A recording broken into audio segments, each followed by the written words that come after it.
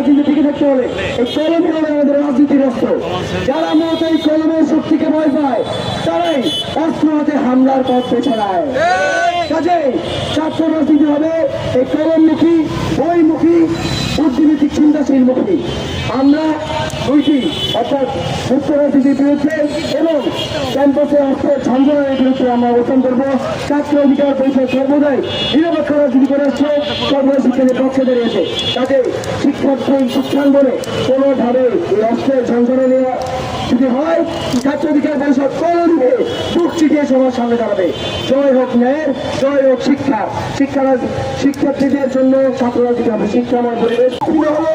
যাদের মাথা ফাটানো হলো তারা কিন্তু কেউ চট্টগ্রাম সিটি কলেজের শিক্ষার্থী না।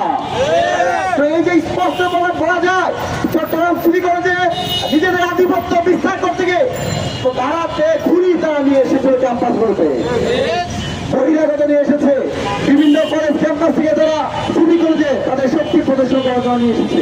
আমরা এই যে সন্ত্রাসী রাজনীতি 5 আগস্ট ছাত্র গণঅভ্যুত্থানের মধ্য দিয়ে ক্যাম্পাসগুলো থেকে অস্ত্রের ঝঞ্ঝনী রাজনীতি চিরতরে অবসান করেছিল। এই ক্যাম্পাসগুলোতে মাস্তানির রাজনীতি, খাওয়া রাজনীতি এবং গুপ্তবাড়ি রাজনীতি কিন্তু সেই অবসান করার কথা ছিল। কিন্তু আমরা দেখতে পেলাম নির্বাচিত সরকার আসার পরপরই গত কয়েকদিন আগে মিরপুর কলেজে একজন প্রিন্সিপালের সাথে ছাত্র শিবির জামাতের নেতা কর্মীরা দৃষ্টান্তমূলক আচরণ করেছে। কয়েকদিন আগে মার্চ মাসে ঢাকা পলিটেকনিক ক্যাম্পাসে রাত পরে আমরা ছাত্র শিবির ছাত্রদের সংঘর্ষ দেখতে পেয়েছি। আমরা কিন্তু এটাও মনে রয়েছে 2001 থেকে 2006 সালে ছাত্রদল ছাত্র শিবির যখন একসাথে ছিল তখন এই যে শিবিরের রক্ষাটার ইতিহাস, ছাত্রদের বুয়েটের ক্যাম্পাসে একজন শিক্ষার্থীদের হত্যা করার ইতিহাস কিন্তু এই বাংলাদেশের জমিতে এখনো রয়েছে।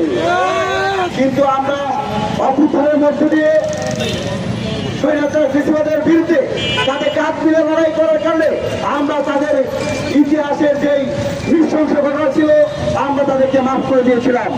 কিন্তু এখন পুনরায় যারা আমার ক্যাম্পাসগুলোতে অস্ত্রের সন্ধানী করতে চায় তাদেরকে কোনোভাবে শিক্ষার্থীরা বরদাস্ত করবে না।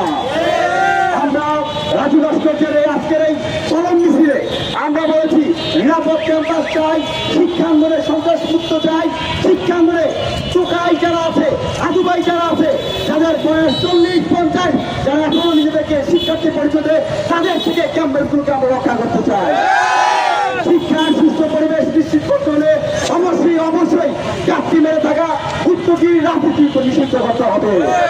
আমরা জানি বর্তমানে সন্ত্রাসী সংগঠন ছাত্রলীগের রাজনীতি নিষিদ্ধ করা হয়েছে।